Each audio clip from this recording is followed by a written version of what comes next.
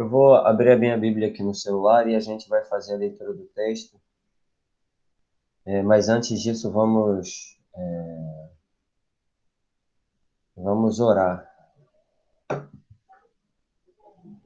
Pai, muito obrigado pelo teu cuidado que tem sido sobre nossas vidas e ter permitido que nós possamos estar juntos nesta manhã e com o objetivo, meu Senhor, de discutir a tua palavra e que as tuas verdades, meu Senhor, possam repousar sobre nossas vidas. Em nome de Jesus. Amém. Então, a leitura de hoje, ela está pautada, né? É no capítulo 1 e 2, mas eu vou ler o capítulo 2, que é a sugestão, né? A gente não vai ler muitos versículos, mas vamos ler, tentar ler aí até o 16, e depois a gente vai tentar falar. Que diz assim, 1 Coríntios capítulo 2, do versículo 1 em diante. Eu mesmo, irmãos, quando estive entre vocês, não fui com discurso eloquente, nem com muita sabedoria para lhes proclamar o mistério de Deus. Paulo já começa bem, né? E que, na verdade, ele começa o capítulo 2, né? Antes de a gente dar continuidade, a nossa lição é a lição 4, que fala sobre a mensagem da cruz. Na verdade, ele inicia o capítulo 2, concluindo o capítulo 1, né? O final do capítulo 1. Pois decidi nada saber entre vocês a não ser Jesus Cristo e este crucificado. Foi com fraqueza, temor e com muito temor que estive entre vocês.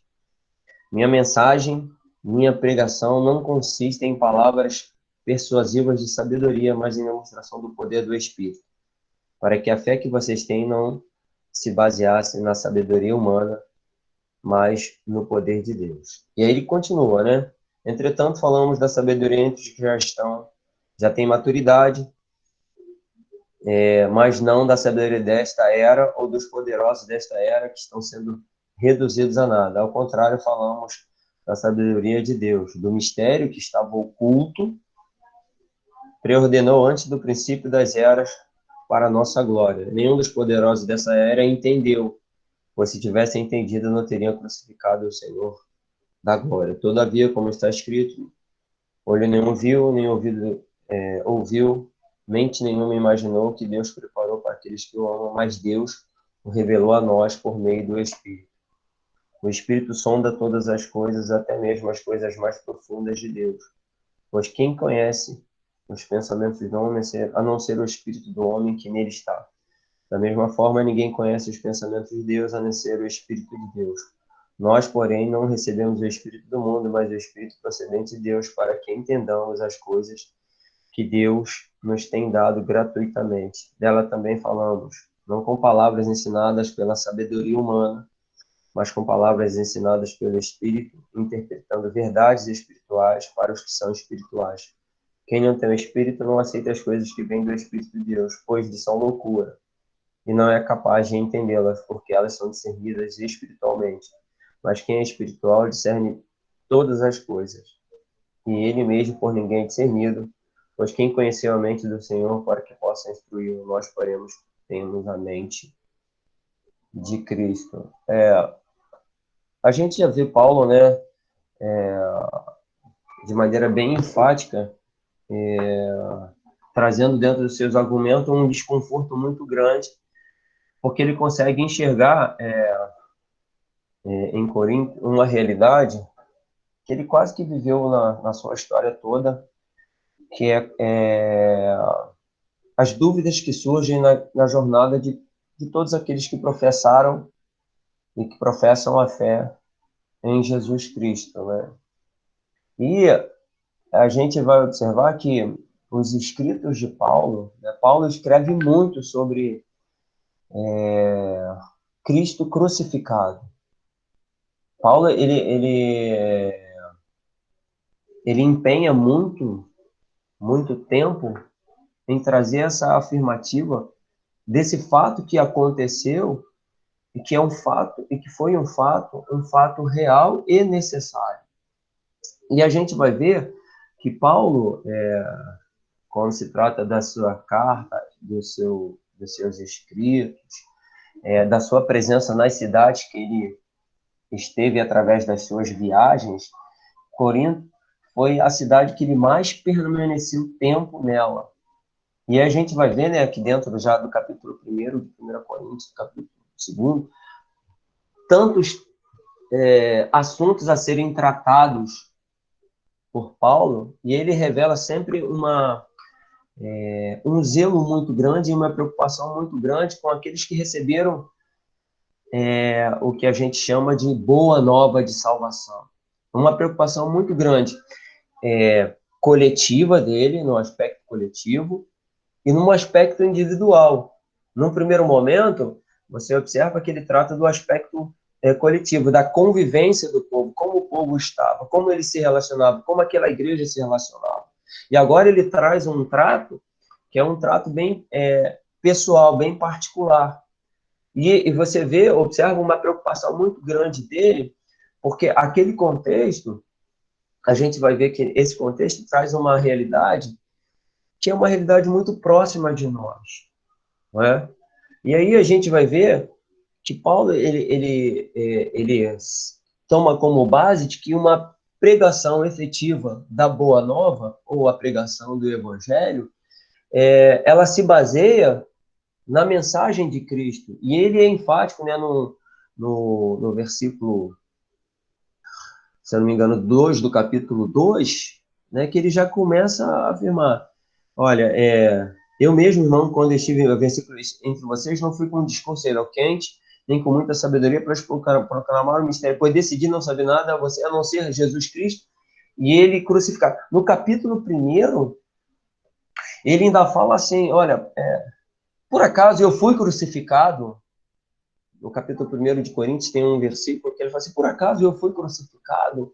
E você já vê essa preocupação de Paulo, né? Porque com a divisão da igreja, um era de Apolo, um era de Paulo, outro era de Pedro, e ele fala assim, por acaso, deixa eu achar aqui, a igreja de Deus, e aí ele começa, eu vou lendo também o capítulo 1, Paulo, ele faz uma defesa do apostolado, que é da vontade de Deus, a igreja de Deus que está em Coríntios, os santificados em Cristo Jesus, chamados para serem santos, com todos que em toda parte, ele começa a reforçar, invoca o nome do Senhor Jesus Cristo, o Senhor deles, aí a vocês a graça, a paz, aí ele fala sobre gratidão, olha, que recebam, né, sempre dou graças a vocês em Cristo, pois nele vocês foram enriquecidos em tudo, em toda a palavra, em todo o conhecimento, porque o testemunho de Cristo confirmado em vocês, de modo que não falta a vocês nenhum dom espiritual, enquanto vocês esperam no Senhor Jesus Cristo, seja revelado, ele os manterá firmes até o fim. Ele reforça muito essa questão do Cristo, né?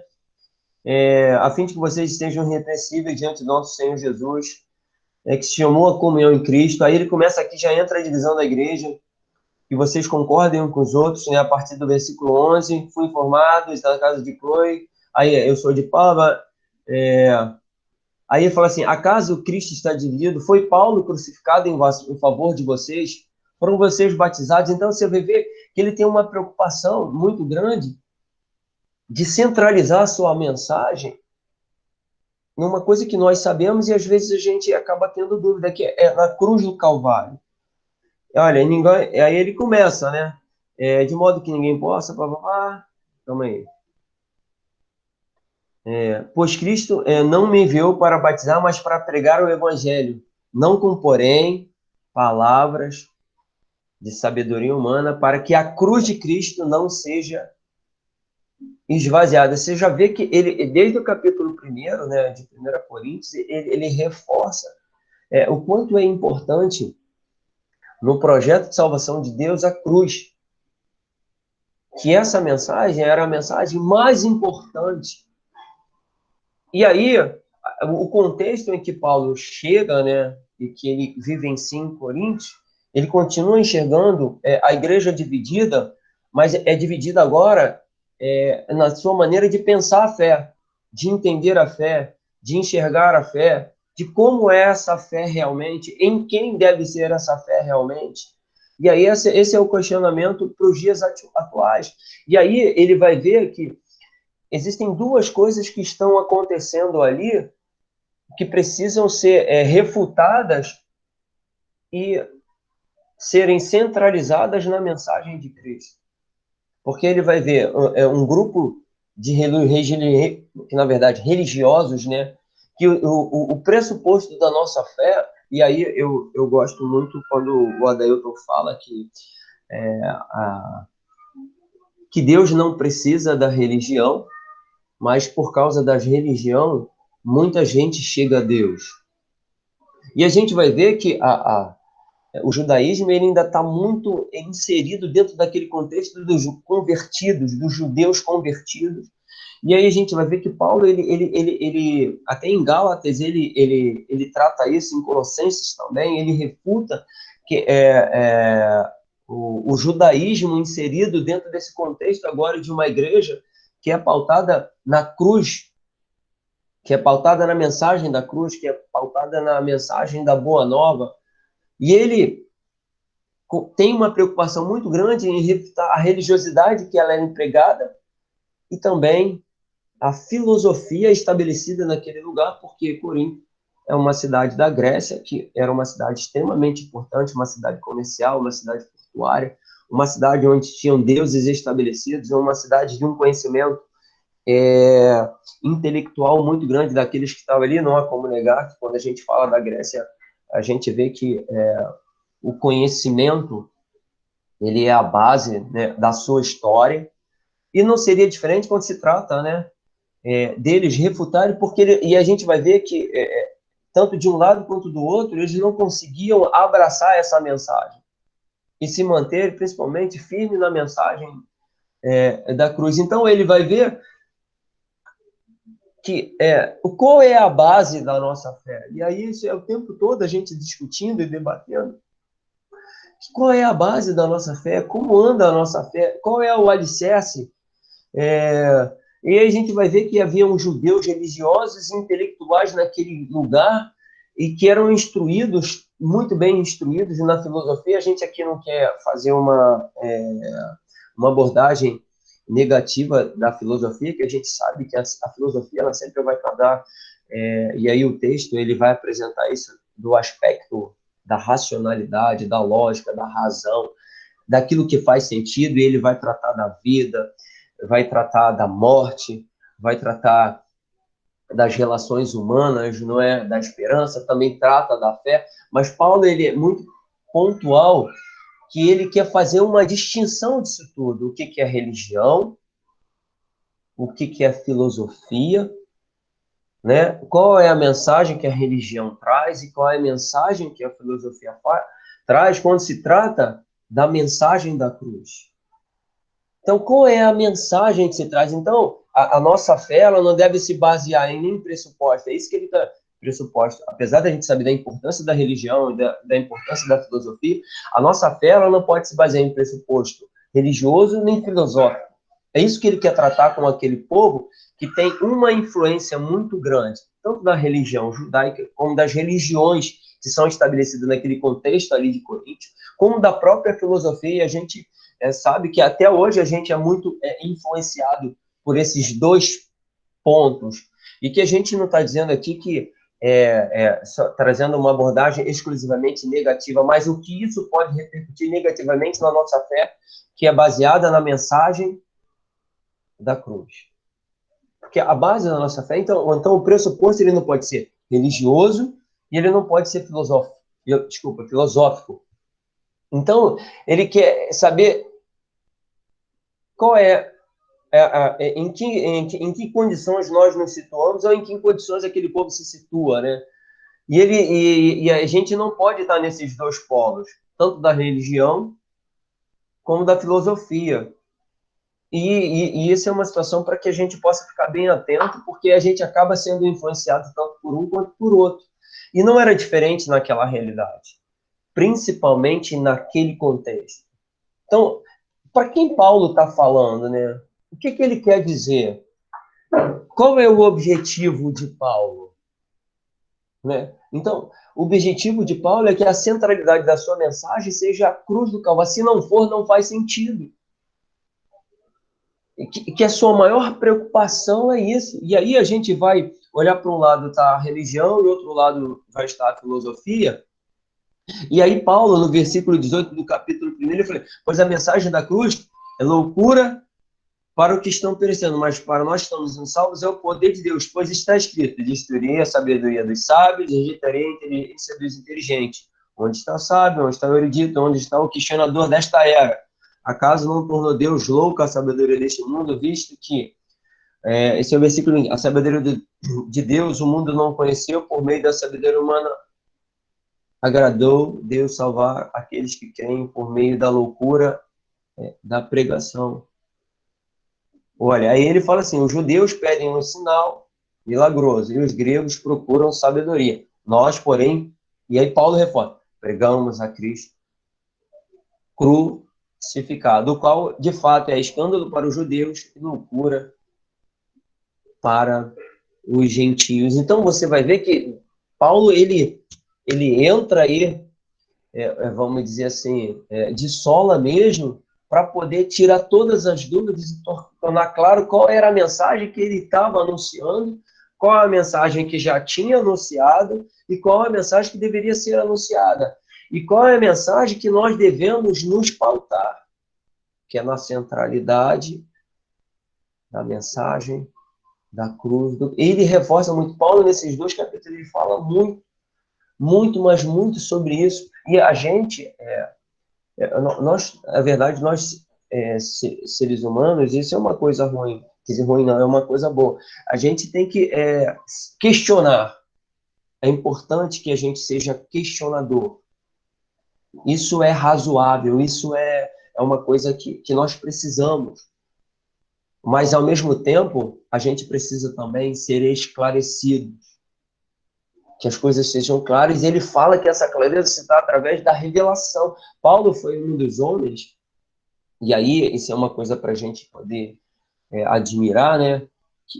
Eu abro mão de todo o meu conhecimento, de toda a bagagem que eu tinha, a bagagem cultural religiosa, a bagagem cultural filosófica, porque Paulo era um cara de um conhecimento acima da média, era um homem que estava acima da sua geração, na sua busca e na sua ânsia pelo conhecimento, e ele encontra isso. Ele encontra essa mensagem centralizada, e a gente vai ver daqui a pouco. E aí, eu vou fazer uma pergunta que eu sei que todos têm uma resposta e até gostaria. O que é a religião? Não é? Porque a gente está vendo ali que Paulo ele fala para judeus e fala para gregos convertidos, e a gente sabe que nós estamos dentro de um contexto religioso. O que é a religião? O que é a religião? Alguém pode participar comigo aí? O que é a religião? O que é a religião para você? Porque Paulo está refutando isso, porque era uma característica, e a gente vai aproveitar aí. Eu gostaria que vocês abrissem a Bíblia em Colossenses 2, 20 ao 23. O que é a religião? O que é a religião, Diego? O que é a religião, Vanderlei? Ayrton, já está pronto aí, Raia? O que é a religião? Oi. Religião, no sentido estrito mesmo? Não, o que você entende. Você pode ser o sentido estrito, o sentido filosófico, o sentido bíblico, o que você quiser falar. O que é a religião? Né? Colossenses o quê? 2, 20 ao 23.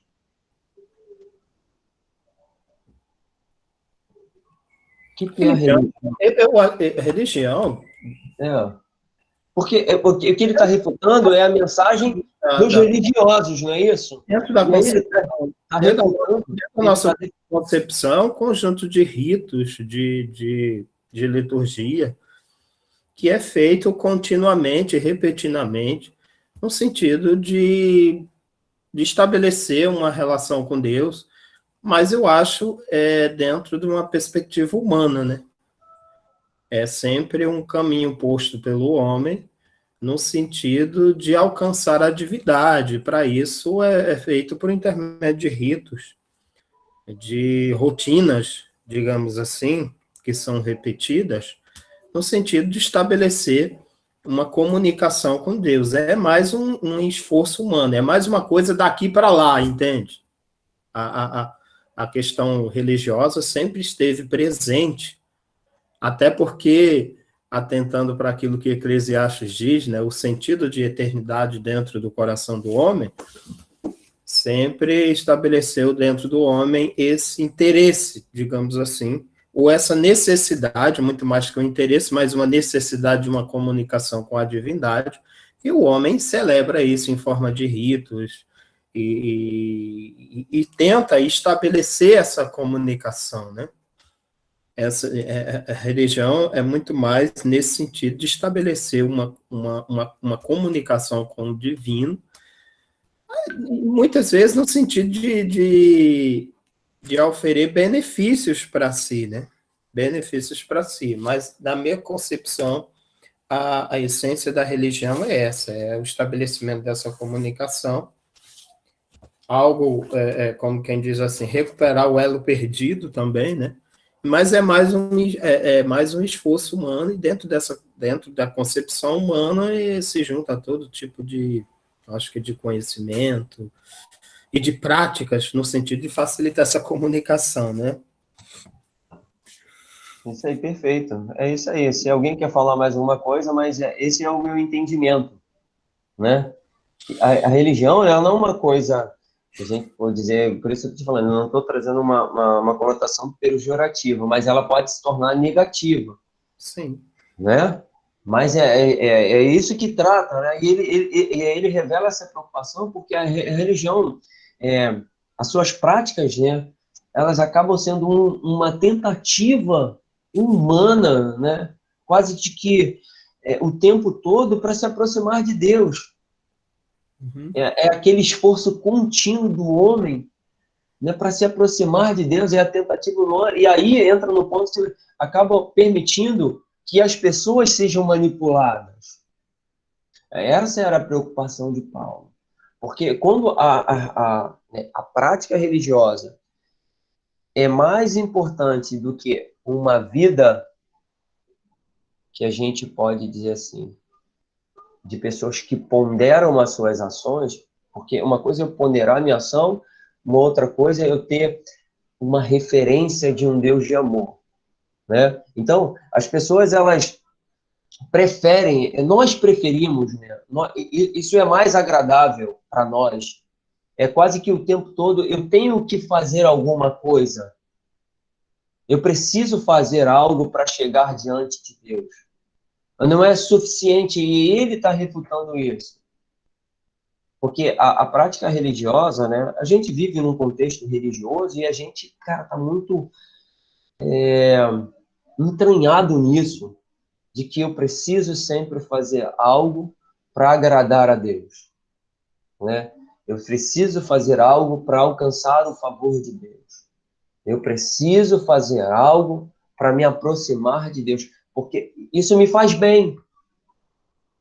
Isso me faz bem, né? E aí a gente, por muitas vezes, a gente é reforçado por isso dentro até do próprio ensinamento da palavra de Deus, né? Achando que a gente precisa fazer algo além da nossa capacidade. Então, a religião, ela sempre vai tratar isso, que você tem que fazer algo que está ainda além da sua capacidade. E, realmente, a gente não tem capacidade em qualquer ato que a gente faça para poder sobrepor o que é proposto por Cristo, que é simplesmente a gente acreditar. Parece ser uma coisa confusa, mas é você acreditar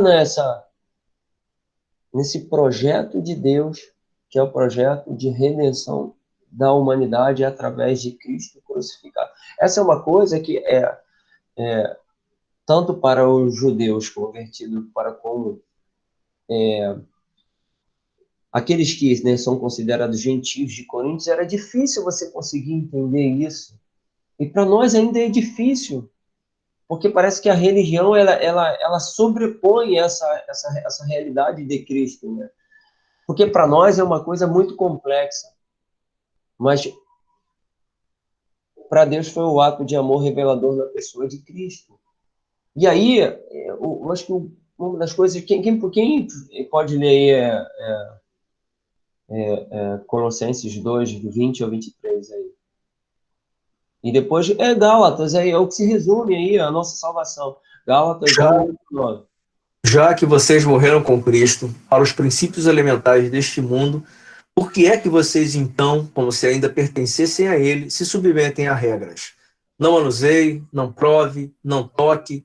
Todas essas coisas estão destinadas a perecer pelo uso, pois se baseiam em mandamentos e ensinos humanos. Essas regras têm, de fato, aparência de sabedoria, com sua pretensa religiosidade, falsa humildade e severidade com o corpo, mas não tem valor algum para refrear os impulsos da carne. Esse texto é um texto, cara, que ele é muito direto, né? E ele é muito direto até para os dias de hoje. Porque o que mais a gente vê é a ação humana determinando, e aí o judaísmo ele queria se sobrepor ao cristianismo, né? Na percepção de Paulo, que queria se sobrepor, ele sempre está aí. Você vai ver que Paulo é o tempo todo ele combatendo isso. E a gente vai ver que a nossa realidade hoje não é muito diferente. Porque é mais fácil eu me submeter a essas regras do que eu aceitar o favor que eu não mereço. Então, quem pode ler aí Gálatas 1, 8 e 9? Então, essa é a mensagem da religião, que é uma mensagem que é a busca o tempo todo pelo mérito divino. Não, eu só posso alcançar o favor de Deus se eu fizer em contrapartida. E a gente vê, o que a gente mais vê hoje é um sistema de troca. Eu tenho que fazer alguma coisa para receber outra coisa. Não é isso? Quem pode ler aí? Pode ler aí, Diego?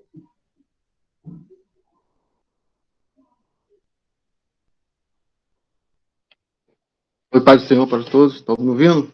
Oh, É 8 e 9, né? sim. Mas ainda que nós mesmos ou um anjo do céu vos pregasse outro evangelho, além de que já vos pregamos, seja anatema. Como antes temos dito, assim agora novamente eu digo. Se alguém vos pregar outros evangelhos, além do que já recebeste, seja anatema. Então, o que a gente tem recebido, e aquele grupo estava recebendo, era uma outra mensagem, que não a mensagem da cruz. Porque dúvida, assim, o problema da dúvida, né, e a gente é uma coisa bem atual, é que ela te tira do equilíbrio. Ayrton, quer falar alguma coisa? Não, pode dar continuidade. É. Depois, quando você abrir a oportunidade, a gente fala. Não, mas você pode falar, já pode falar. Pode falar, não tem problema não. Eu só queria uma dúvida, que é essa palavra anatema significa o quê? Maldito. Anátema. Então, se trouxer alguma outra coisa, você vê a preocupação do Paulo com as igrejas em que ele faz essa referência, né? Olha, que não seja cruz crucificado, seja maldito. Pode ser até um anjo. Vamos aí, Arthur. Eu gostaria de, no texto mesmo, de fazer dois destaques. É no verso 7 do capítulo 2 e no 10. Como uma coisa que me chamou a atenção, né? Que no 7 ele diz assim: ao contrário, falamos da sabedoria de Deus, do mistério que estava oculto, o qual Deus preordenou antes do princípio das eras para a nossa glória. E no 10 ele vai dizer o seguinte: mas Deus o revelou a nós por meio do Espírito. O Espírito sonda todas as coisas, até mesmo as coisas mais profundas de Deus. Olha só o que é curioso, né? Você está falando aí sobre a questão da religião e tal, né? E a religião, ela sempre coloca Deus numa condição passiva, né? É o caminho daqui para lá, né? E às vezes os homens tentam colocar Deus num enquadramento, como se Deus fosse produto de uma descrição, de uma narrativa, de um objeto a ser investigado, né? E Paulo coloca Deus numa condição bem ativa, sabe? O que é mais significativo no texto é que Paulo coloca Deus numa posição de ator agindo na história. Ou seja, O conhecimento aí de Deus é produzido. O Paulo dizendo assim, olha, o mistério que ficou oculto, esse mistério foi revelado pelo próprio Deus na história. Eu dizer, não é a ação da investigação humana acerca de Deus, mas é a ação do próprio Deus se revelando aos homens. Compreende? Por intermédio do Espírito, que ele vai dizer lá, né? Então, Deus, nessa relação, Deus não está omisso e nem tampouco passivo na relação. Deus é o ator principal que revela acerca de si mesmo, e Paulo vem trazendo, não, e ele diz assim, lá no primeiro, ele diz assim, o meu conhecimento não vem de uma fonte intelectual, de uma fonte filosófica ou de uma produção feita por mim mesmo. Mas a fonte que eu trago, ou seja, o conhecimento que eu trago, é uma revelação por inspiração, ou seja, me foi revelado acerca desse mistério, e ele coloca até numa condição de mistério, né? Como uma coisa que estava oculta aos homens. Sim. Mesmo com toda a investigação histórica dos mestres, dos doutores, isso não havia sido revelado por intermédio de uma fonte intelectual, por uma investigação dos escritos, mas ele apresenta um elemento novo, que é a ação direta do próprio Espírito de Deus, revelando dentro do espírito humano essa vontade de Deus. Então, o que é mais revelador nesse sentido é a ação direta de Deus se revelando ao homem. Isso é um elemento, eu acho que faz toda a diferença dentro da compreensão. É você colocar Deus dentro da história e dizer, não, Deus participa do relacionamento, Deus inspira os homens, Deus revela de si mesmo ao homem. A presunção da religião é que ela quer enquadrar Deus e dizer assim, não, ele tem que passar por aqui e nós temos que revelá-lo para poder você crer. Não, nessa condição, Paulo o coloca como um ator principal que revela de si mesmo aos homens ou àqueles que o buscam, né? Ele se faz revelar, ele se faz entender, ele se faz compreender, né? Então, o que é mais revelador nesse trecho, para mim, é essa condição que Paulo coloca, né? A mensagem que eu trouxe para vocês não é uma mensagem com uma base filosófica e intelectual acerca de Deus, mas é o próprio Deus se revelando, né? E se mostrando a vocês. O nosso conhecimento não se baseou nessa fonte, né? Ou nessa base, mas numa base ativa. Deus se revelando através de inspiração, por intermédio do Espírito, que conhece as coisas de Deus, né? Não é os homens investigando documentos que vai dizer como Deus é, mas é o próprio Espírito de Deus, né? Revelando de si mesmo aos homens. Isso é colocado até por Paulo numa condição de mistério, né? Que de fato, né? O Espírito de Deus agindo nos homens, inspira, traz conhecimento. Isso é o destaque que eu gostaria de trazer, né? Essa parte oculta, essa parte não visível, mas bem ativa da revelação e da inspiração divina. É verdade. É que, na verdade, você já entrou no segundo pressuposto, que é o pressuposto filosófico, né? E a gente vai observar que, como eu falei no início, que o Paulo ele acaba se despindo de todo esse conhecimento que ele tem, porque ele poderia, também de maneira filosófica, ele tinha condições e capacidade de rebater todas as indagações ou questionamentos, porque, na verdade, a filosofia ela vai trabalhar em cima das indagações, dos questionamentos, das dúvidas, né? E principalmente de uma coisa que o texto ele não fala abertamente, mas é você encontrar racionalidade. Essa era a dificuldade, né, da mensagem filosófica. A gente aqui, em nenhum momento, está depreciando o aspecto da filosofia como uma ciência importante mesmo para todos nós, mas que é fundamentada na razão, na racionalidade, ou seja, na observação, na repetição, né, na experimentação daquilo que, para que você, eu começo uma coisa e consigo reproduzir. E assim, Paulo consegue entender, e essa é a dificuldade dele, como Deus sendo um Deus todo-poderoso, ou tão poderoso, ou como Cristo, né? Como pode um homem que foi condenado, não é isso? A morte de cruz, como pode, né, se realmente ele é o Deus verdadeiro, né? Como pode um Salvador, que se diz o Salvador, ter morrido, e morrido sendo, na verdade, acusado, né, condenado e sentenciado à morte, né, pelos seus próprios parentes, né, pelos seus próprios co-irmãos, podemos dizer assim, né? E aí, essa é a dificuldade para que aí é do homem espiritual e do homem natural, porque talvez a filosofia ela vai falar muito sobre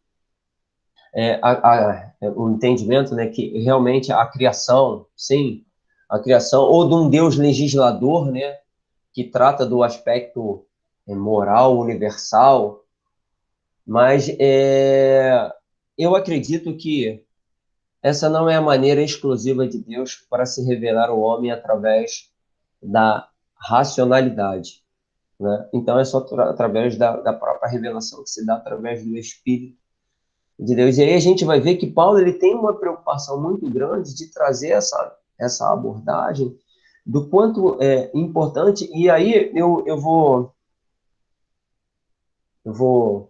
ler com vocês aqui alguns versículos, para que a gente possa só... Como Paulo tratava isso de uma maneira tão enfática e tão decisiva, e refutando tanto o conhecimento religioso e o conhecimento filosófico, porque ele retrata bem o seu entendimento através da revelação do Espírito Santo. E aí eu separei aqui um versículo que diz assim, Filipenses 2, do 6 ao 8. Está na versão, eu não sei se está na versão, mas está na versão, que diz assim, que sendo em forma de Deus, não teve por usurpação ser igual a Deus, mas aniquilou-se a si mesmo, tomando a forma de servo, fazendo-se semelhante aos homens, e achado na forma de homem, humilhou-se a si mesmo, sendo obediente até a morte. Isso não tem razoabilidade nenhuma para aquele que busca sempre uma condição racional das coisas, né? E a condição racional das coisas está atrelada à sabedoria humana, ao conhecimento humano, que se sobrepõe a qualquer um outro conhecimento. E aí é importante, quando se fala do conhecimento, né? E aí, as pessoas, elas reconhecem isso, reconhecer é uma coisa, e você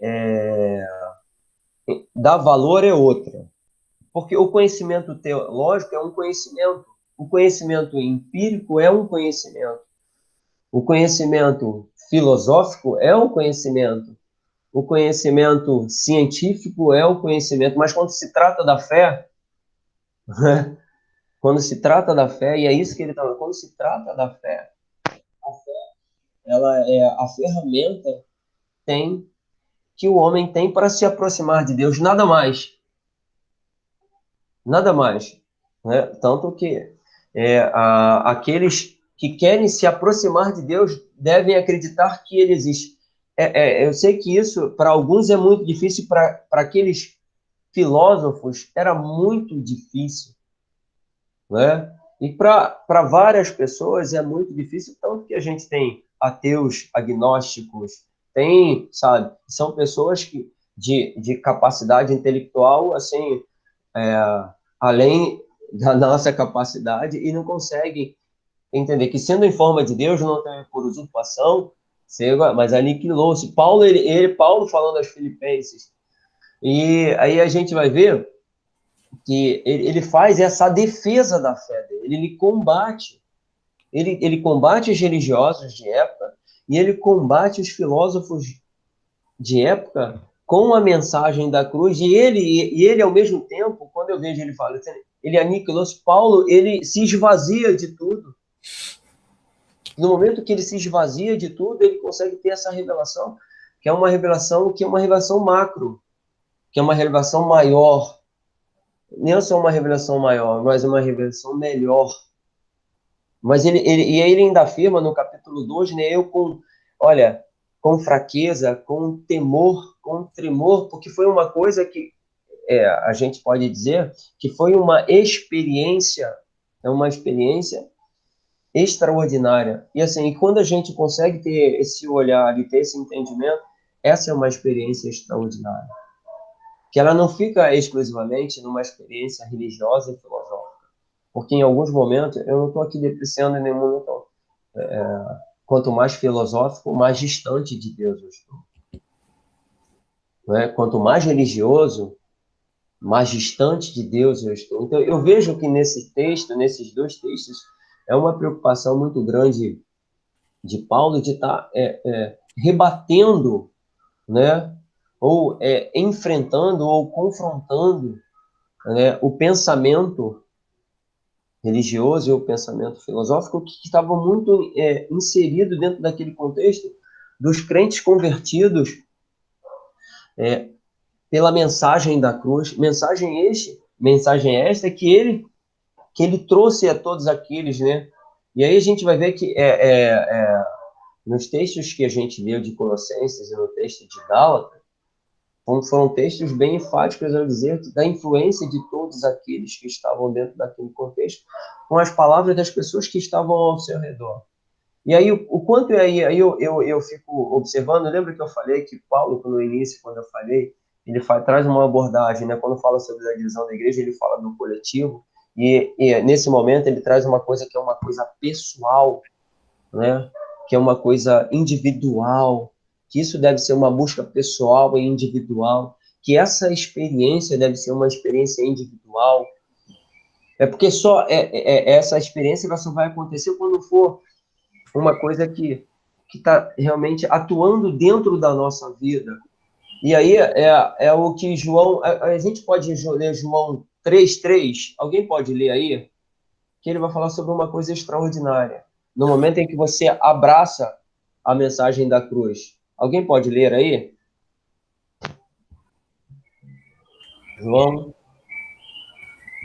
3:3. Ele fala de uma coisa que é a mensagem da cruz. E, na verdade, a mensagem da cruz ela vai falar sobre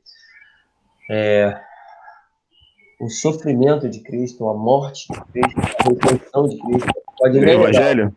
Evangelho? Isso. Jesus respondeu e disse-lhe: na verdade te digo, que aquele que não nascer de novo não pode ver o reino de Deus. Essa é a mensagem. Então, isso acaba compactando com a mensagem que a gente lê aqui em 2 Coríntios, né? Que fala sobre a questão do Espírito que revela, que não nasce de novo. E aí, a mensagem da cruz é a mensagem que transforma a maneira de pensar do homem. Uhum. Essa é a mensagem da cruz, né? Que está inserida dentro de um projeto de salvação, que traz redenção, né? Que revela ali, e que esse fato que acontece é um fato que nos revela, né? A sua paixão, o seu sofrimento, a sua morte, a sua ressurreição, que gera a transformação na maneira de pensar. E que, quando se trata de Deus, na pessoa de Cristo, é muito difícil para as pessoas entenderem, tanto no aspecto religioso, quanto no aspecto filosófico. É muito difícil. Eu vejo uma preocupação de Paulo com todos aqueles, porque eles não conseguiam ter de maneira clara, né, essa mensagem, que é uma mensagem única, que a plenitude do Evangelho, ela está na mensagem da cruz. E que a palavra da cruz é a revelação de Deus para o homem, e que a obra de redenção ela só poderia acontecer se houvesse a morte na cruz. E o que é curioso que o texto vai falar, né? Se eles tivessem percebido, se eles tivessem tido um entendimento, né? Se eles tivessem o conhecimento, eles não teriam crucificado. E a gente vai ver que mesmo depois de tudo acontecido, nós temos uma dificuldade, e como aqueles, né? Tanto que a gente vai ver hoje, e aí eu vi um comentário, que a mensagem da cruz, ela não tem espaço para qualquer habilidade ou realização humana. A mensagem da cruz não se fundamenta na capacidade da racionalidade e sabedoria humana, mas exclusivamente no propósito eterno de Deus. É o propósito de Deus. É o propósito eterno. E aí, aqueles que buscam, né? E aí, despido, essa é a coisa, é a busca despida, né?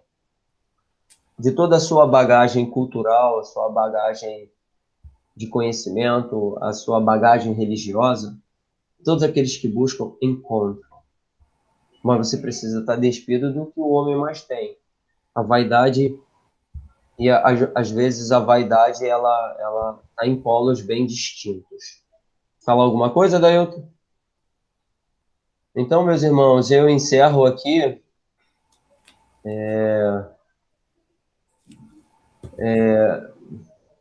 afirmando, né, que a religião, ela, o tempo todo, ela vai afirmar que a nossa salvação, ela precisa do ato humano. E em contrapartida, né, os homens, eles querem sempre uma busca, uma resposta, uma explicação lógica para a existência de Deus e o plano de salvação. Isso hoje, ontem, amanhã, né? E o que a gente acredita é que ela se revela na simplicidade daquele que se fez carne, né? Que habitou no meio de nós, que é o Cristo, que se revela como Deus de amor e de graça. É isso. Aqui, Só para concluir, eu entendo que é isso. Não é uma coisa tão, né, não é muito simples de tratar, mas essa foi a maneira mais simples de Deus de se revelar ao homem, né?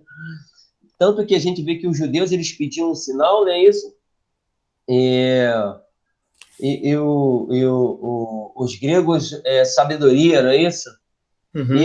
E quando se fala de sinal, a gente vê milagres, e hoje, né, o milagre, eu vi um comentário também que o cara falou assim, que milagres, eles acabam viciando as pessoas, porque torna isso um reflexo de Deus. E milagre não é reflexo de Deus. Milagre é uma consequência, né? Então, que Deus abençoe, e aí vamos para todas as considerações dos participantes. Eu gostaria de voltar lá no texto novamente, só para complementar o verso 11 e 12. É muito curioso, né? Porque Paulo ele vai fundamentar, né? Isso aí é uma carta, provavelmente ele está respondendo aos seus opositores, de certa forma, né? E ele vem fundamentando de uma forma que, aqui no 11 e no 12, ele meio que ele separa as coisas, né? Ele vai separar as coisas. Ele vai dizer que Deus não é produto de uma abstração humana, né? Ele fala assim, pois quem conhece, no 11 fala assim, pois quem conhece os pensamentos do homem, a não ser o espírito do homem que nele está. Então, a investigação, digamos assim, a investigação filosófica, ela se restringe ao conhecimento do próprio homem. Compreende que ele coloca aqui? A investigação filosófica, ela é válida. A discussão filosófica, ela é muito válida, mas ela tem uma dimensão, sabe? Ela tem a dimensão do espírito humano, ela tem a dimensão das coisas humanas. Essa é a dimensão da questão filosófica. Quando essa questão filosófica ela transcende para uma análise de uma dimensão de Deus, aí é que ela se perde, entendeu?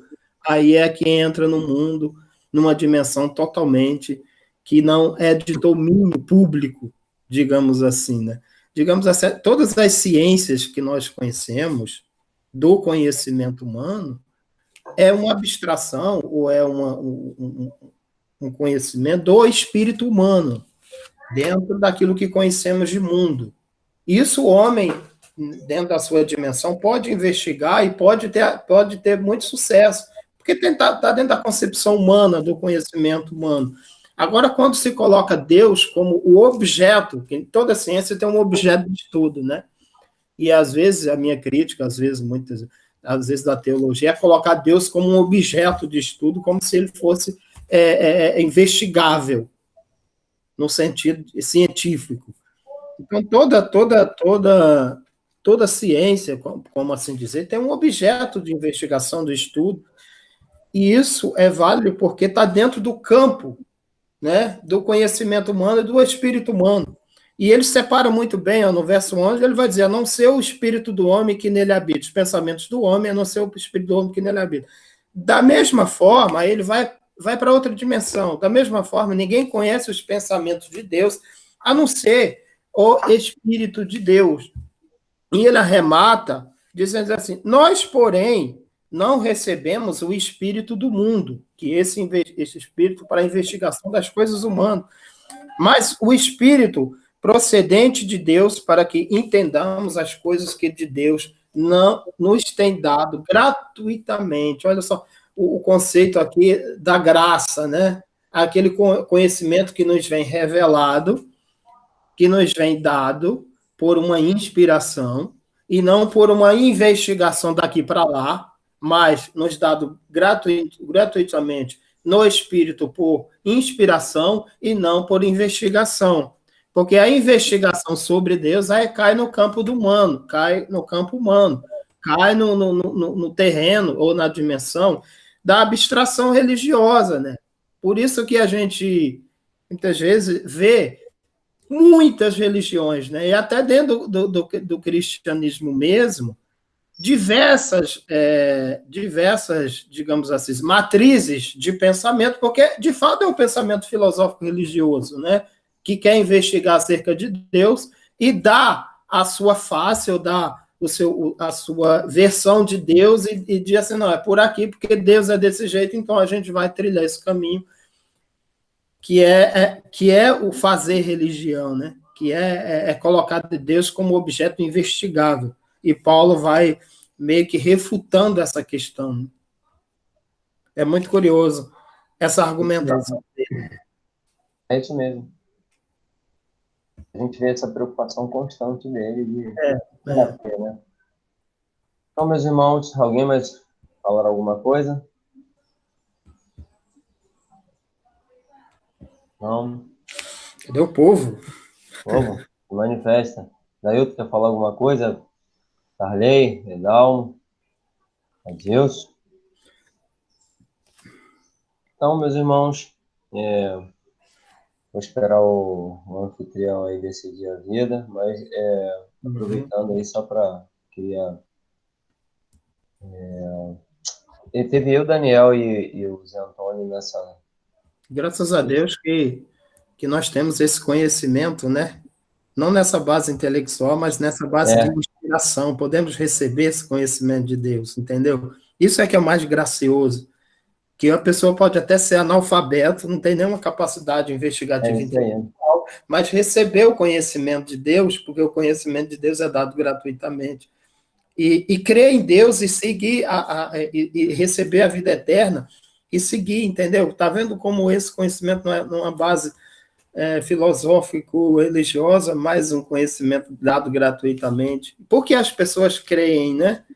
Se não por uma ação do próprio Deus na vida dela, se revelando ao espírito daquela pessoa, e aquela pessoa passa a crer, aquela pessoa passa a ter um entendimento até misterioso, que nem Paulo fala, né?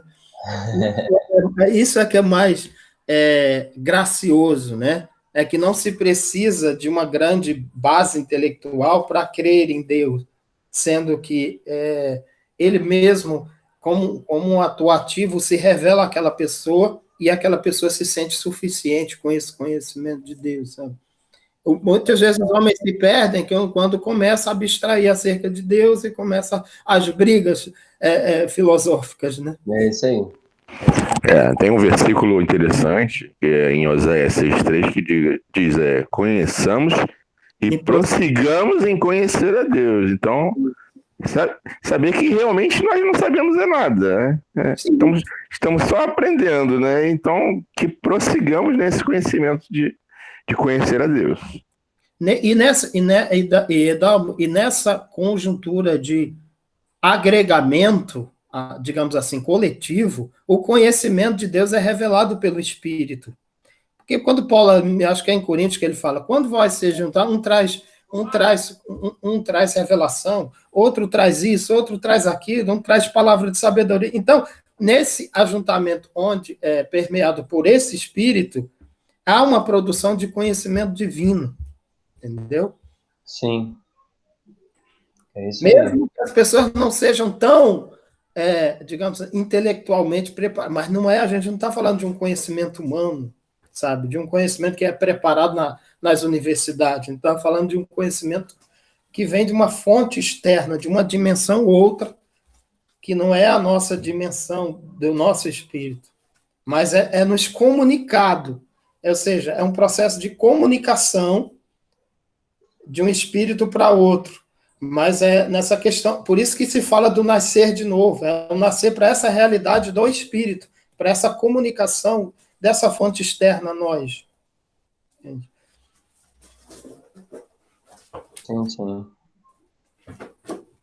Então é isso, meus amigos. Vamos esperar.